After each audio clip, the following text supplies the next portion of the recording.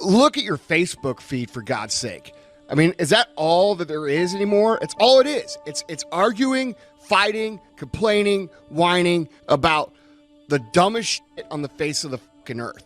And my point to this, guys, is that when we cry about it, when we whine about it, we're just contributing to the problem, okay?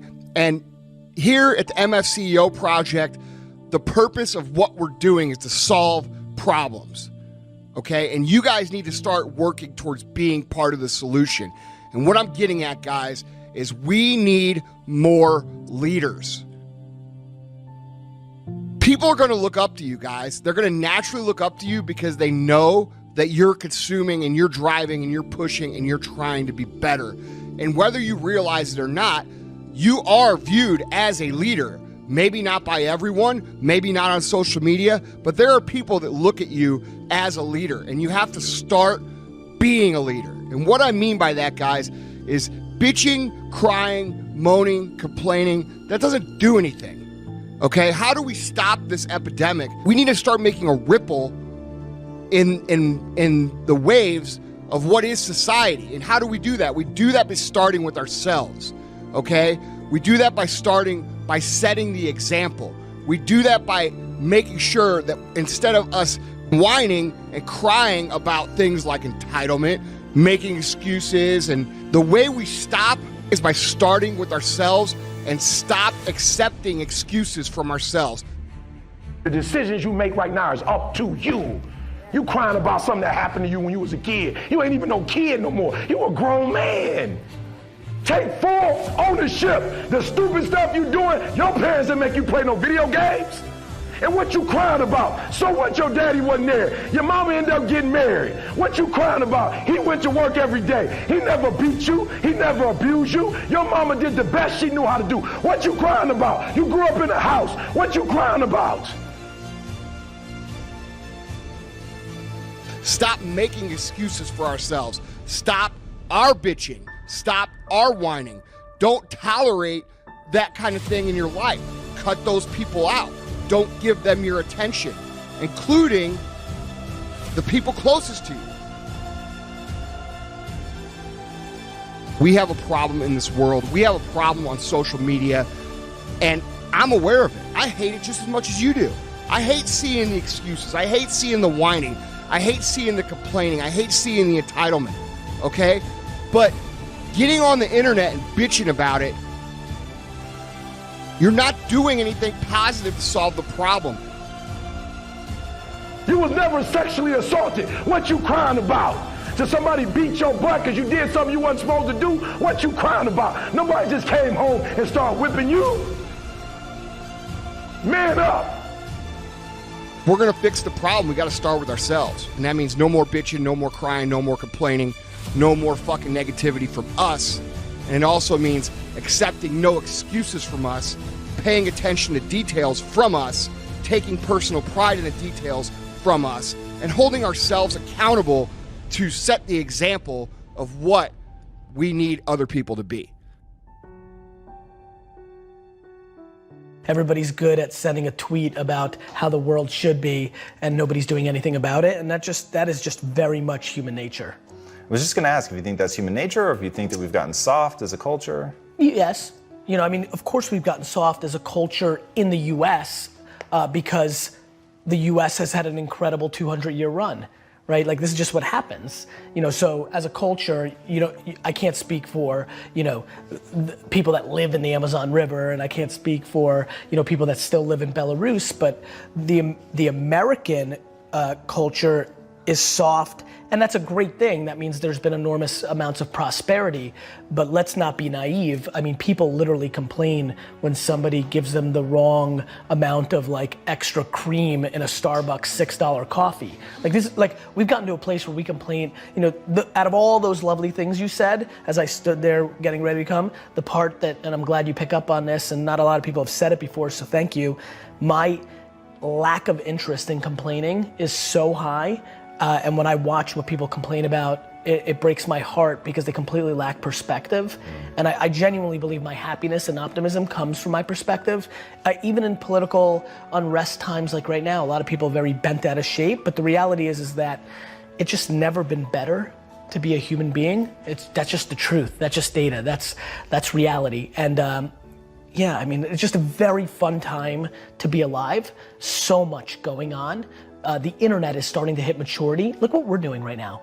This right now, right, would have cost millions of dollars in production and distribution to have the amount of people who watch this just 15 years ago. like, you know, I just think it's very interesting times. And I was saying something to a friend the other day. I was like, could you imagine if you told a parent 15 years ago, hey parent, what you're gonna wanna do in 15 years, instead of buying a kid, your 16-year-old, a car, you're gonna convince your 16-year-old daughter to go into a stranger's car every single day.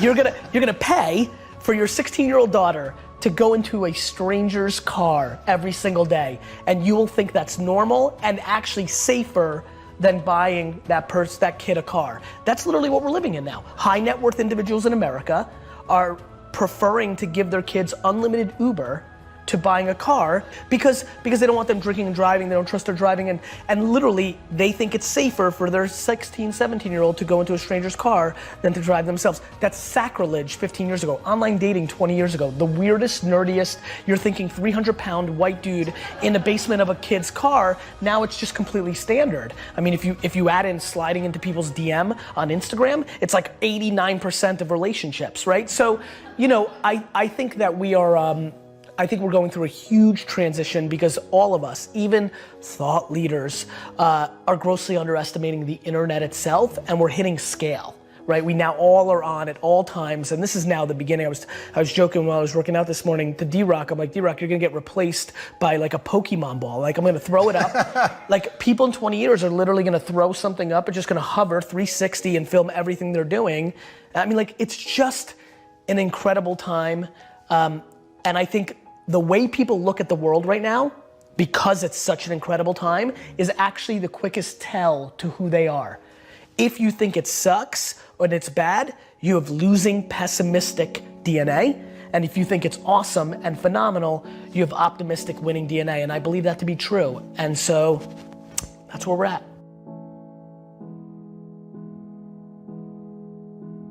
How do you deal with self-doubt? I love self-doubt. I think it's fucking amazing if you keep it in check. So 20% of my time I actually spend in self-doubt, asking, like, what am I really worried about? What am I worried that I'm not gonna be able to pull off? I wanna look at that. I don't wanna pretend. I wanna really know, like, where do I think I'm weak? And then I'm gonna look at that and I'm gonna say, okay, how can I address this through real tactical skills? The key thing to overcoming self-doubt is there's one thing you have to believe about yourself. And that thing is, in fact, lean closer, boys and girls. Lean closer, because this is the key to everything. You have to believe humans are the ultimate adaptation machine, that we are wired for learning, growing, improvement, that there is a process in our brains called myelination. It's brain plasticity. And by doing something repetitively, you will get better at it. That is the nature of being a human. That is how we've become the apex predator. Nature makes a decision of every creature it creates. Option one, pre-program everything. Think of a horse. It's born and it can run and jump immediately that day. Humans, on the other hand, are wired for adaptability. Not knowing what situation you're going to be born into, being able to go anywhere and adapt, being able to learn any specialty and get good at that thing. You could go and become a pipe fitter. You could go and become a novelist. You can become anything you want. That's adaptability. Now, once you accept that all humans have the ability to adapt, you don't have to believe that you're special or different. You simply have to believe you are a human and you can adapt. Awesome. Now, all the self-doubts about I'm not good enough, just slap on the word yet. I'm not good enough yet. I suck at this thing right now, but I could get better. Once I decide to allocate my mental resources, my energy, my time, my effort to that thing, I can get good at that. That is the only thing I believe about myself. But I just believe to the core of my existence that that is what humans are designed to do. Now it becomes, how tenacious am I? Do you have the willingness to bend over backwards, to break yourself in half, to bleed for the thing that you want to do? Can you fucking David Goggins it? Can you grind so hard that other people think you are literally out of your minds? And are you ready? Because this is the fucking secret. Pushing myself long past pain, boredom, all of that. Those are some of my most joyful moments because I've built that into my system.